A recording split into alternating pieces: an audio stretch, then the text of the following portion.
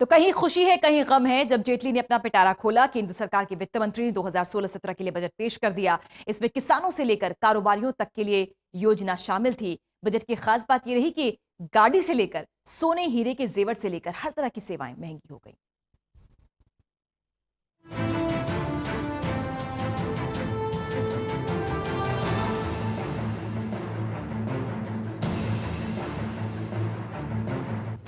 वित्त मंत्रालय से जब मोदी के अर्थशास्त्री अपना पिटारा लेकर निकले तो सभी ने अपनी अपनी उम्मीदें उस पिटारे में लगा रखी थी। बजट भाषण की शुरुआत में ही सरकार ने ये संकेत दे दिए कि अर्थव्यवस्था की हालत खस्ता है और विरासत में उन्हें ऐसा कुछ नहीं मिला कि जिससे वो जनता को कोई बड़ी राहत दे। देश की जीडीपी विकास दर 7.6% है, जो अर्थव्यवस्था के संकेत है। साल 2016-17 के लिए सरकार ने बजट में दाल उत्पादन के लिए 500 करोड़ रुपए खर्च करने की बात की है। 3 साल में 5 लाख एकड़ में जैविक खेती का लक्ष्य रखा है। स्वच्छ भारत के तहत कचरे से खाद बनेगी। मनरेगा के तहत 5 लाख कुएं बनाए जाएंगे। 2022 तक किसान की आमदनी दुगनी होगी। 2016-17 में 15,000 करोड़ का कर्ज देगी सरकार। स्वास्थ्य बीमा योजना की शुरुआत की जाएगी। फसल बीमा योजना के लिए 5500 करोड़ का प्रावधान है। बीपीएल परिवारों तक एलपीजी कनेक्शन पहुंचाए जाएंगे। 1 मई 2018 तक सभी गांवों में बिजली पहुंचाने का लक्ष्य रखा गया है। ग्राम पंचायतों और नगर पालिकाओं को अनुदान के रूप में 2.87 लाख करोड़ रुपए दिए जाएंगे। रूरल इलेक्ट्रिफिकेशन के लिए 8,500 करोड़ रुपए के आवंटन का प्रस्ताव रखा गया। ग्रामीण सड़क योजना के लिए 19,000 करोड़ रुपए वित्तीय वर्ष 2016-17 के लिए दिए गए हैं। इसके अलावा कृषि ऋण का लक्ष्य 9 लाख करोड़ रुपए रखा गया है। बजट में ग्रामीण क्षेत्रों के विकास के लिए सरकार ने अपने संकल्प को सामने रखा, तो सेहत क्षेत्र में लोगों तक सस्ती दवाएं पहुंचाने के लिए सरकार ने अपनी योजना सामने रखी। गरीबों को 1 लाख तक का स्वास्थ्य बीमा। सस्ती दवाओं के लिए सरकार देश भर में 3,000 स्टोर खोलेगी। राष्ट्रीय डायलिसिस सेवा शुरू की जाएगी। डायलिसिस की मशीन सस्ती होगी। सभी जिला अस्पताल में ये सेवा शुरू होगी। स्टार्टअप योजना के लिए 500 करोड़ रुपए का प्रस्ताव रखा गया है। शिक्षा के क्षेत्र में तरक्की और मजबूती के लिए सरकार नए स्कूल खोलने की तैयारी में है, जिसके तहत 62 नए नवोदय स्कूल खोले जाएंगे। SC/ST हब बनाए जाएंगे। स्कूल कॉलेज में डिजिटल सर्टिफिकेशन की व्यवस्था की जाएगी। उच्च शिक्षा के विकास के लिए 1,000 करोड़ खर्च किए जाएंगे। 1500 स्किल डेवलपमेंट केंद्र खोले जाएंगे। कर्मचारियों के लिए वित्त मंत्री अरुण जेटली EPF का तोहफा लेकर आए थे, जिसके तहत EPF का दायरा बढ़ाने का फैसला किया गया। नए कर्मचारियों का PF सरकार देगी। शुरू के 3 साल के लिए सरकार पैसा देगी। EPF में सरकार 8.33% भुगतान करेगी। आधारभूत संरचना को मजबूती देने के लिए सरकार 10,000 किलोमीटर का नया हाईवे बनाएगी। सरकार सड़कों के लिए 55,000 करोड़ का प्रावधान है। साथ ही परमिट राज को खत्म किया जाएगा। इसके साथ ही 160 एयरपोर्ट का विकास किया जाएगा। सड़क और रेल की हालत सुधारने के लिए 2 लाख करोड़ रुपए खर्च करेगी सरकार। विनिवेश विभाग का नाम बदलकर दीपम किया जाएगा। फूड प्रोसेसिंग में 100% FDI। सरकारी बैंकों में 50% हिस्सेदारी पर विचार करेगी सरकार। डाकघरों में ATM की सुविधा दी जाएगी। स्टार्टअप के लिए 1 दिन में कंपनी रजिस्टर की शुरुआत की जाएगी। कंपनी एक्ट 2013 में बदलाव किया जाएगा। राजकोषीय घाटा 3.5% करने का लक्ष्य सरकार ने रखा है। सरकार ने छोटे करदाताओं को भी इस बजट में राहत दी है। 5 लाख की कमाई पर अब 2,000 रुपए का टैक्स देना होगा, जो पहले 5,000 देना पड़ता था। मकान भत्ता 24,000 से बढ़ाकर 60,000 सालाना किया गया है, लेकिन इनकम टैक्स स्लैब में कोई बदलाव नहीं किया गया।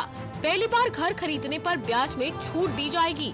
50 लाख से कम के घर पर 50,000 की अतिरिक्त ब्याज छूट दी गई है। अमीरों की कमाई पर सरकार ने सरचार्ज बढ़ा दिया है। 1 करोड़ से ज्यादा की आय पर सरचार्ज बढ़ाया गया। पहले ये सरचार्ज 12% का था, जिसे बढ़ाकर अब 15% किया गया है। सरकार के इस बजट में अगर आप ये ढूंढ रहे हैं कि क्या सस्ता हुआ, तो यहाँ आपको निराशा होगी, क्योंकि गाड़ी से लेकर रेस्टोरेंट में खाने तक सरकार ने सब महंगा कर दिया है। 10 लाख से ज्यादा की गाड़ी महंगी होगी। डीजल गाड़ी पर 2.5% टैक्स बढ़ाया गया। एसयूवी पर 4% टैक्स बढ़ाया गया है। छोटी गाड़ियों पर 1% इंफ्रास्ट्रक्चर कर लगाया गया है, जिसका मतलब ये है कि हर तरह की गाड़ियां महंगी हो जाएंगी। वहीं तंबाकू उत्पाद पर उत्पाद शुल्क 15% कर दिया गया है, जिसके बाद सिगरेट, तंबाकू, सिगार, गुटखा यानी बीड़ी को छोड़कर सब कुछ महंगा हो गया है। सोने और हीरे के गहने भी महंगे हो गए हैं। ब्रांडेड कपड़े और रेडीमेड कपड़े भी महंगे हो गए हैं। सरकार ने हर टैक्सेबल सर्विस पर कृषि कल्याण टैक्स 0.5% लगाने का फैसला किया है, जिसके बाद सर्विस टैक्स के तहत अब ये दर 14.5% से बढ़कर 15% हो गई है। सर्विस टैक्स के बढ़ने का मतलब ये है कि आपके टेलीफोन का बिल, रेस्टोरेंट में खाना, ब्यूटी पार्लर जाना यानी हर वो जगह जहां आपसे सेवा कर लिया जाता था अब महंगी हो गई है। कुल मिलाकर ये कहा जा सकता है कि इस बजट में सरकार का जोर ग्रामीण क्षेत्रों के विकास और आधारभूत संरचना में सुधार लाने पर रहा। कर्मचारियों के लिए भी सरकार के बजट में योजना थी, लेकिन गाड़ी, गहने, जेवर और सर्विस सेक्टर में कृषि कल्याण टैक्स लगाकर उसे महंगा कर दिया गया। Bureau report, total news. वित्त मंत्री अरुण जेटली ने सर्विस टैक्स बढ़ाने का ऐलान किया। इसके बाद बाहर खाना खाना महंगा हो जाएगा। रेस्टोरेंट चलाने वाली प्रवीण कौर से बात की हमारे सहयोगी ललित नारायण काटपाल ने। बजट तो पेश कर दिया है, लेकिन इस बजट को लेकर हर किसी का अपना तर्क है। क्या कहना है व्यापार एसोसिएशन का, इस पर बताने के लिए मेरे साथ मौजूद हैं confederation of all India traders के प्रेसिडेंट प्रवीण खंडेलवाल जी।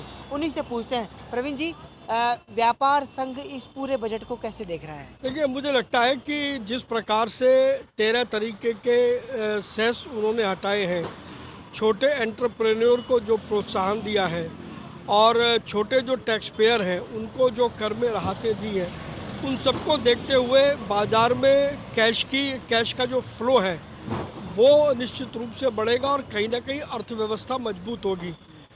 पहली बार ऐसा हुआ कि बजट का फोकस कॉरपोरेट सेक्टर ना होकर के नॉन कॉरपोरेट सेक्टर या फार्म सेक्टर रहा है। मैं एक व्यापारी से सवाल पूछूं कि क्या आप लोगों की एक्सपेक्टेशन थी और वो कितनी पूरी हुई, तो आप क्या कहेंगे? मुझे लगता है कि जिस परिस्थितियों में बजट पेश किया गया, अर्थव्यवस्था जिस स्थिति में है उसको देखते हुए और कोई बहुत नए कर नहीं लगाए गए हैं, उसको देखते हुए मुझे लगता है कि वित्त मंत्री ने सीमित साधनों में एक अच्छा बजट प्रस्तुत किया है। सर्विस टैक्स बढ़ा दिया है 0.5%, क्या उससे कुछ फर्क पड़ेगा आपकी इंडस्ट्री? देखिए, सर्विस टैक्स से बहुत अधिक फर्क तो नहीं पड़ेगा क्योंकि वो 0.5% बढ़ा है, लेकिन निश्चित रूप से कुछ ना कुछ उसका असर कीमतों पर जरूर पड़ेगा। हाँ, फूड प्रोसेसिंग में जो 100% FDI उन्होंने लागू की है वो हमारे लिए जरूर एक चिंता का विषय है और निश्चित रूप से इस मामले में हम अपनी चिंताएं वित्त मंत्री के सामने रखेंगे। आप 10 में से कितने नंबर देंगे अरुण जेटली जी के दूसरे इस बजट को? 10 में से मैं 8 नंबर देना चाहूँगा। तो कुल मिलाकर अगर व्यापार संघ की बात करें तो 10 में से 8 नंबर देने का मतलब है कि व्यापार संघ इस बजट से काफ़ी खुश है। उसकी अपेक्षाएं जो हैं काफ़ी हद तक पूरी हुई हैं। अब देखना ये होगा कि जो घोषणाएं हुई हैं क्या उन पर आने वाले साल में अमल हो पाता है या नहीं। कैमरा पर्सन शूरवीर के साथ ललित नारायण कांडपाल, टोटल न्यूज, दिल्ली। और इस पिटारे से उद्योगपतियों के लिए क्या निकला है, क्या राय है, बात की हमारे सहयोगी सुशील सिंह। मोदी सरकार की आम बजट से उद्योगपतियों को क्या मिला, कितनी उम्मीदें थी और इन उम्मीदों पर यह बजट कितना खरा उतरा है, इस की जानकारी लेने के लिए, बात करने के लिए हम गुड़गांव के GIA हाउस में खड़े हैं। यहाँ हमारे साथ कुछ इंडस्ट्रियलिस्ट हैं जो लगातार अपनी मांगे रख रहे थे, इस बजट से खासा उम्मीदें लगाए थे। इनसे हम जानेंगे कि सर, सबसे पहले आप अपना नाम बता दीजिए। मेरा नाम धर्म सागर है, IDC इंडस्ट्री एसोसिएशन का प्रधान हूँ मैं। यहाँ पर वाकई जब से सरकार आई थी बहुत ज्यादा उम्मीद थी कि जो मेक इन इंडिया इन्होंने प्रधानमंत्री जी ने हमारे शुरू किया था उसमें हमें बहुत सहूलियतें मिलेंगी, पर लगता नहीं इस बजट से इतनी सहूलियत। पर जहां इन्होंने स्मॉल स्केल इंडस्ट्री को कुछ ना कुछ देने की कोशिश की है, वो भी SC कोटे में। SC कोटे में आम जो इंडस्ट्रियलिस्ट है, जो चलाने वाला, उसको कुछ भी नहीं मिला। हम जैसे आपका GST वाली बात आई है, अगर GST अगर चल पड़ता, जहाँ उसमें कौन सी हिंड्रेंस आई अगर पता होता, तो हम भी उनसे अपोजिशन पार्टियों से जाके कह सकते हैं भाई इसको चालू करवाओ, इसमें क्या प्रॉब्लम आ रही है आपको। पर अभी तक उसके ऊपर भी इस बजट में कोई बात हुई नहीं जिस हिसाब से करना चाहिए था। और जहां मेक इन इंडिया वाली बात आप सामने ही है, भाई अगर इंडस्ट्री को आप अफसरों से बचा लोगे, तो जैसे जाट आरक्षण में हमने देखा है अफसरों की ज्यादा चलती है, चीफ मिनिस्टर को पूछा नहीं। ये बहुत बड़ी हमने इसमें देखी है। अगर इंडस्ट्री को चलाना है उसके लिए माहौल एक अच्छा बनाना पड़ेगा, सरकार की तरफ से फैसिलिटी देनी पड़ेगी, वो इस बजट में हमें कहीं नजर नहीं आया। निराशाजनक है निराशाजनक। सर, आप अपना नाम बताएंगे सर? मेरा नाम अनूप सागर है जी। मेरी इंडस्ट्री है, ऑटोमोटिव पार्ट्स मैन्युफैक्चर करते हैं। क्या उम्मीदें थी, किन किन पॉइंट्स की अगर बात करें तो क्या उम्मीदें थी और उन उम्मीदों पर कितना बजट खड़ा उतरा? मेन जो इस बजट का और जो पीएम हमारे मिस्टर नरेंद्र मोदी जी हैं, उनका मेन उद्देश्य ये है कि किस तरीके से मेक इन इंडिया करा जाए और किस तरीके से बाहर की इन्वेस्टमेंट यहाँ पर लाई जाए। पर उन्होंने उनको मेन पॉइंट उनका ये होना चाहिए था कि इन्वेस्टमेंट तभी आएगी जब यहाँ पर सेफ्टी होगी। अब जैसे जाट आरक्षण हुआ है, जैसे मिस्टर धर्म सागर जी ने बताया है, जैसे जाट आरक्षण हुआ है, कोई भी आके कोई भी लूट ले जाता है। कोई सिक्योरिटी को लेकर, सेफ्टी को लेकर सेफ्टी कुछ भी नहीं किया है। जीएसटी की उम्मीद थी कि हाँ जीएसटी होगा, वो तो जी अपना नाम बता दीजिए। तरुण खन्ना, मेरी आईडीसी में ही फैक्ट्री है ऑटोमोटिव पार्ट्स की। हमें उम्मीद तो काफ़ी थी इससे कि स्मॉल स्केल इंडस्ट्री को बढ़ावा मिलेगा, कि स्मॉल स्केल इंडस्ट्री अगर ग्रोथ करती है तो ही आगे ग्रोथ आती है। तो जीएसटी की जैसे थी पर अभी तक इम्प्लीमेंट नहीं हुआ। तो 2 साल हो गए हैं मेरे ख्याल उसको इनको इम्प्लीमेंट करते, पर अभी तक नहीं हुआ। बाकी छोटी चीज़ें हैं, जैसे पीएफ का किया ही अच्छा इनिशिएटिव है कि जो नई इंडस्ट्री लगाएगा उसको 3 साल तक गवर्नमेंट पीएफ के पैसे देगी, वो अच्छा है इनिशिएटिव गवर्नमेंट का। बाकी स्लैब बढ़ाने की जो थी वो अभी तक नहीं बढ़ाया। टैक्स लिटिगेशन एक और उन्होंने किया है कि जितने भी टैक्स से जुड़े हुए मामले होते थे उसके निपटारा के लिए इन्होंने ट्राई ट्रिब्यूनल का गठन किया है। वो अच्छा किया है। जो उम्मीद थी वो नहीं। कुछ लोग और भी हमारे साथ है। सर अपना नाम बताएंगे? मेरा नाम गुलशन पपरेजा है।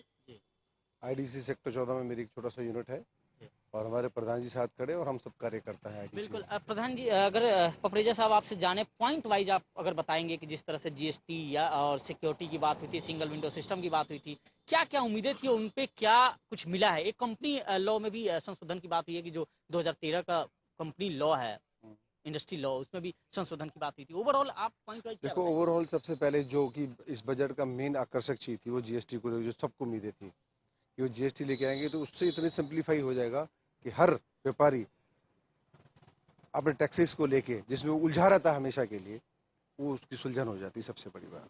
दूसरी बात, हमारे को ये उम्मीद है कि हमारे को जो इंडस्ट्री चलाने के लिए एक सुविधाएं जैसे एक सिक्योरिटी, इंफ्रास्ट्रक्चर, अगर इन चीज़ों से हमारे को अच्छी तरह भरपूर हमारे को दिया जाए तो हम इंडस्ट्री क्यों नहीं चलाएंगे, खूब चलाएंगे।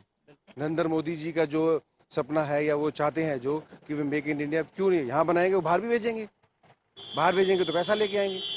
तो हमें जो सहूलतें मिलनी चाहिए गवर्नमेंट की तरफ से, अब जो पीछे हालात जो हुए हैं हमारे, आप देखा होगा आपने जाट आरक्षण में, इसमें जाट कम्युनिटी में किया या नहीं किया, आज तक ये बात एनालिसिस नहीं होगी कि है क्या, मुद्दा क्या है।